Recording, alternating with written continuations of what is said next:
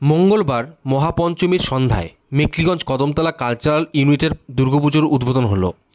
উদ্বোধন করেন রামকৃষ্ণমঠ মেখলিগঞ্জ শাখার অধ্যক্ষ পূজনীয় স্বামী গৌরাঙ্গানন্দ মহারাজ। উপস্থিত ছিলেন সমাজসেবী উত্তম সরকার, ক্লাবের প্রবীণ সদস্য পবিত্র ব্যানার্জি, শঙ্কর সরকার প্রমুখ। এই ক্লাবের পুজো এবছর ৪৯ বর্ষে পা দিল এবং তাদের এবছরের থিম পুতুলের খেলার দেশ।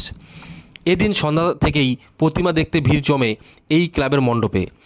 উদ্বোধন অনুষ্ঠান উপলক্ষে সাংস্কৃতিক অনুষ্ঠানের আয়োজন করা হয় বলে ক্লাবের পক্ষে আদিত্য ব্যানার্জি, অঙ্কুর লালা ও সুজয় সরকারেরা জানান।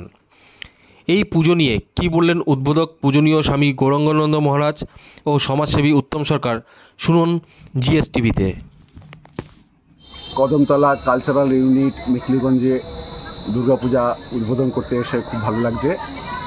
মনে হচ্ছে যেন কলকাতায় এসে উপস্থিত হয়েছি। এই মেখলিগঞ্জে সুদূর কলকাতা থেকে ৬০০ কিলোমিটার দূরেও যে থিমের পুজো হচ্ছে এবং আজকাল থিমের বিষয়বস্তু হচ্ছে পুতুলের খেলাঘর। যিনি আর্টিস্ট, তিনি খুব সুন্দরভাবে পুতুলের প্রতিস্থাপনা করেছেন। এই কালচারাল অনুষ্ঠান, ওদের ক্লাবের এই পুজো সার্থক হোক, সবাই ভালো মতো দর্শন করুক। আর এদের যে কর্মকর্তা আদিত্য, ও খুব খেটেছে ভালো করে থিম তৈরি করার জন্য, ওকেও ধন্যবাদ জানাচ্ছি। সবার ভালো হোক।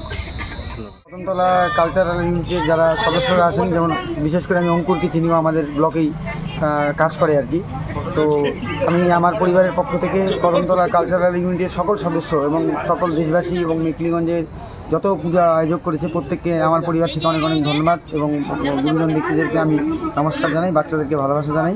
যাতে মা দুর্গার কাছে আমি এটাই কামনা করি যাতে আমাদের প্রত্যেক পরিবারে, সবার পরিবারের মধ্যে সুখ সমৃদ্ধি সমস্ত কিছু সবার মধ্যে ভালোভাবে চলে আসে। সবাই যেন সুস্বাস্থ্য থাকে, সবাই পড়াশোনায় ভালো থাকে এবং প্রত্যেককে আমি এটাই বলবো, নিজের পরিবারের সঙ্গে তো অবশ্যই ঘুরবেন, কিন্তু বিশেষ করে আপনার পরিবারের যারা বৃদ্ধ, যেমন মা বাবা যারা আছেন, প্রত্যেককে অবশ্যই কোনো না কোনো পূজা মণ্ডপে নিয়ে গিয়ে তাদেরকে প্রতিমা দর্শন করাবেন এবং তাদের দীর্ঘায়ু কামনা করবেন।